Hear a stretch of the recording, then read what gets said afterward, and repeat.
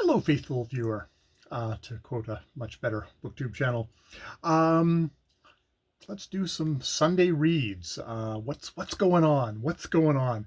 I would be doing this in the backyard after having mowed the lawn, but fortunately it's a free country, and my neighbor is also doing his stuff, which is including electric saw, basically like 10 feet away from where I would actually film this. So I decided, hey, I did my loud stuff in the backyard. Time for him to do his stuff in the backyard.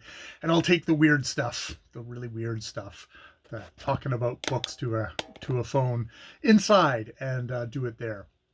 So yeah, yeah. It is cooler here in Victoria. Yes, that is really nice. I am definitely a fall autumn person, and while I'm not saying that it's fall or autumn yet, we have had cool days. No rain yet, which would be really nice because, like the rest of the planet, it's on fire. And, to the people who are in the interior who are right in the middle of the fire, I hope you're doing okay and keeping safe. But with that, let me just launch into what I was reading. Starting off with, continuing on with Gulliver's Travels.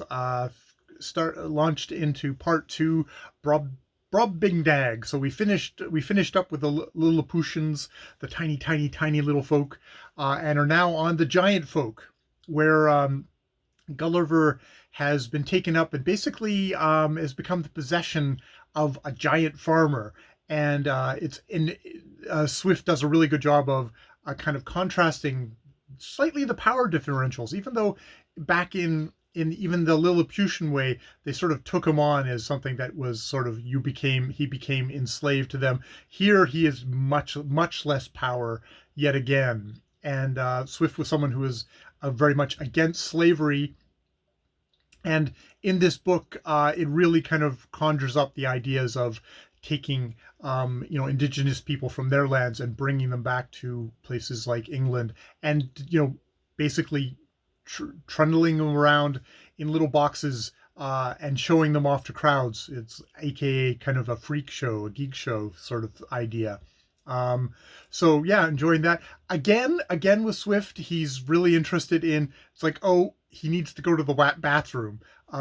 Swift, which I guess it shouldn't be a surprise if you know a poem of Swift's called "The Ladies' Dressing Room," which I was familiar of, and for some reason the big line in that always echoes through my head every once in a while. He's got a real insistence on the animal, the physical nature of the human body. I mean, I guess you think about this book published in 1726, which is the Enlightenment, and it's all about very kind of, it's all in the, you think about it as being kind of all in the head and reason and stuff like that. And Swift, the satirist, is there on the side going, no, you still need to defecate, you still need to piss.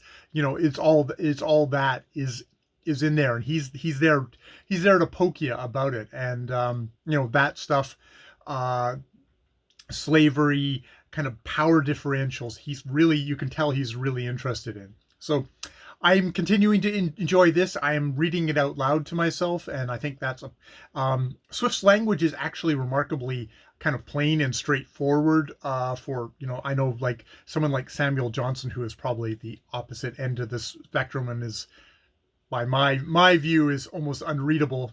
It's probably just me being a vulgarian, but Swift is writing that kind of pamphleteer, very direct, very kind of to the point kind of language, which he paints a picture. Not a pleasant one, but he paints a picture. So yeah, enjoying that. I'm continuing on with Better Living Through Criticism, How to Think About Art, Pleasure, Beauty, and Truth by A.O. Scott, who is as a major movie reviewer for the New York Times. And I think I said about last week that, a part of this springs out of, he got kind of a slap back from Samuel Jackson when he criticized some parts of the Avengers movie, and saying like, he's bad at his job, we should get him another job. And it was like, well, what makes a good critic? What is criticism? And I'm enjoying the book. I mean, there's some parts of it that are a little bit outside of my pay grade when he goes into Kant, and into kind of Rilke's, was it Archaic Torso of Apollo? But there are other parts of it of just sort of like, well, what gives people authority to have, why do you get to say that something is good or not? You know, and what's the use of criticism anyways? Which I am obviously, I am I don't, I'm not a professional critic of any sort. I have no skills, but I have opinions, and well, I don't know if I have opinions as much as I have a real desire to want to work through stuff like work through books and stuff like that, and figure out what the heck's going on, and that enriches my enjoyment. And A.O. Scott seems to have very much the sort of same, you can see is kind of the same. There's impulses there that I really, I kind of, I kind of identify with. There's one point here where he talks about how, criticism in of itself is something that he enjoyed. Like there is, especially he's sort of my age or maybe a little bit older, where he got to experience a lot of stuff not through actually getting to see the stuff, like experimental art or plays or stuff like that. He read the criticism of them, and he didn't get to actually see them. And sometimes he said, that was enough. That gave me enough of a kind of a kick that way. And I think about, like, I read and listen to a lot of movie reviews. I don't actually watch that many movies, but there's something about the form, about the talking about, that actually I find just in of itself really interesting. And yes, some of those reviews motivate me to go see movies, or listening to people talk about books. I've heard way more reviews than I'm ever going to actually of books, that I'm ever actually going to read those books. And sometimes I listen to a review and go, wow, that was a great review. And there's like, I enjoyed the review, but it's like, it doesn't, I don't actually have a desire to read the book.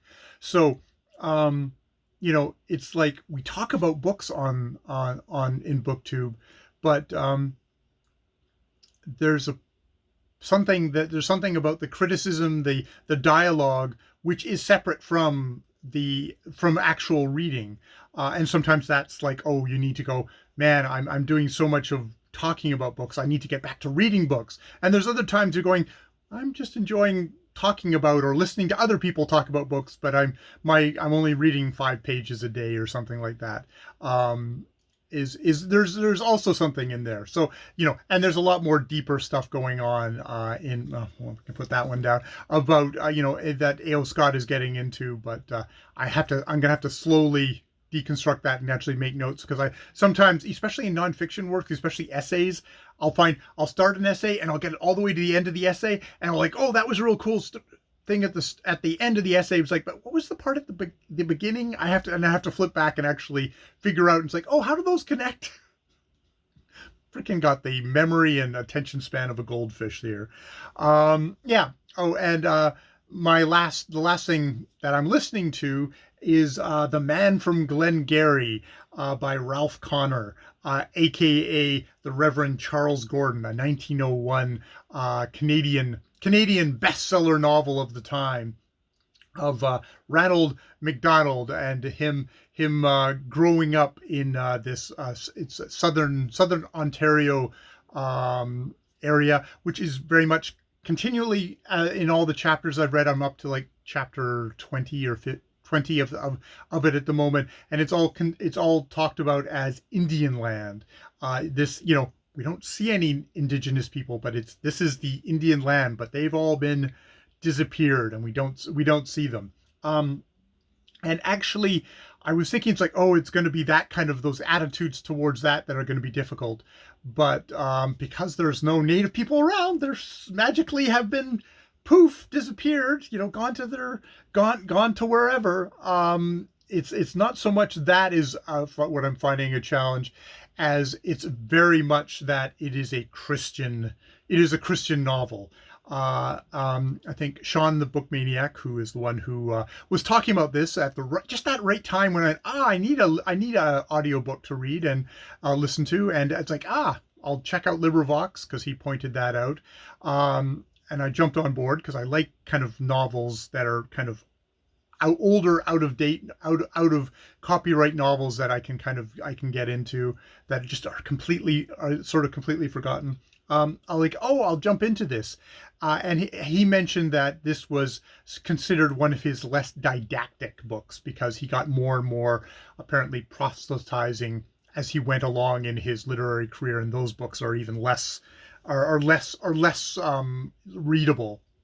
But this is definitely a book that is deeply, it's deeply steeped in Christianity. A big part of this book is Ronald's father being at the very beginning of the novel, getting a savage beating by an evil French Canadian. Oh, those evil French Canadians! That's not a trope at all in Anglo-Canadian literature, but this evil French Canadian gives his father a horrible beating, and there's this question of revenge, and it is definitely like, I think if this is very kind of like a manly kind of muscular novel, but it's muscular Christianity, which means there's the idea of forgiveness, of like, they've sworn revenge, but that's going directly against the Christianity of the book, which is very much about forgiveness. And, if you take revenge, you are damning yourself to hell. This is very much a fear of God kind of novel. And so that is kind of I can see that is going to be the central struggle in this novel. And I think it's one of these things that you sort of have to kind of like, someone who is not a Christian is going to have to, I've got obviously grown up in the assumed culture of Christianity, but I'm not a Christian. I'm not someone who believes that Jesus Christ was anything but, a guy who had some interesting teachings. But, and this is a book where if you die without having accepted Jesus Christ into your life, then you are damned to hell as well. That's the belief, that the central belief in this book. So it's one of these things that I'm having to kind of kind of come up with my own stuff, and also maybe just invest myself in the world. Just think, okay, this is a deeply religious novel. This is a deeply religious novel that was a bestseller. This was mainstream in some sense in 1901. This was the mainstream, which is, very much now this would be in the Christian section, way in the back, and probably would also still be selling maybe is selling a bazillion books, but I wouldn't have any. I would never think to even pick it up. Whereas this is historically now a 1901 novel, recommended wholeheartedly, I'm sure, by Sean the Book Maniac, who has no idea what the book is as he's jumping into it. So I'm just being silly there, but it's it's one of these interesting exercises. This is where I get into these kind of books because it's an alien world to me. It's an alien mindset. Just of time and of religion, and of a certain kind of earnestness. There is a very earnest quality to this book so far that I am.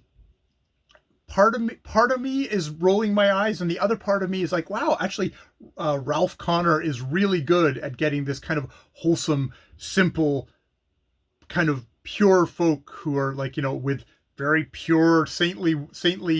There is a Reverend's wife, Mrs. Murray, minister's wife, Mrs. Murray, who takes an interest in Ronald. And I mean, the cynical part of me is like, wow, they have a lot of interest in each other. It's like, this is the Swiftie inside of me going, sex, animal instinct, stuff like this. But it's like, no, she's been made a divine by him. And yeah. So I am now just babbling. But this is how I engage with works, and I kind of like working my way through stuff that is older, that I don't share anything with it. I don't share much with it, other than, okay, this is a Canadian novel. There is actually, that is one of the things that I also wanted to mention, is that I was talking about, like, oh, this is all happening on Indian lands, and the native peoples have just been disappeared out of the thing. But it's like, I I I also don't want to be the kind of the judgy scold of this book, because what am I but a guy I'm a Canadian who's living on native lands, who's basically the dominant culture that I live in has still to this day disappears native people. That their issues are pushed to the margins. When we have an federal election going on now, there'll be some Justin Trudeau will make some more empty gestures, and mainstream white Canada will go, that's great, we solved racism, and let's go on, and we'll vote for him. Not me. But so it's like, I would be a fucking hypocrite to just dump all over the characters in this book and the author of this book for being bad, racist assholes, because I still live in a racist asshole society. I mean, it's interesting to read something like this with that space, to be able to see things a little clearer, because, oh, this happened 120 years ago. So there's that space. It's a little different culture. The religion, not the centrality of religion anymore. You know, there's different lies that we have now. We have different ways of concealing our shitty behavior than they did back then. So it's easier to see it back then, but it's not to say it isn't still here right now. So yeah, that's what I've been reading. I always feel bad because people are able to rattle through, like, 10 books in each of their weekly reads, whereas I slowly grind through 3, but I still have to talk about them, and I talk about everything in way too much detail. So if you got to the end of the video, gold star. And if you got to the end of the video, I'm sorry. But yeah, that's been my reads this week. I hope you've had a good reading week. I will hopefully get some of the actual reviews out. I've been stuck on one, just going through chapter by chapter of a book, which, the more I agonize over a review, usually the worse it is. So that'll be a real crappy review coming up. Not the library book one, but it'll be the Just North of Nowhere review, which will be the one that'll just avoid that one, because I have struggled on that one the most. All right. I will leave it there. More videos later.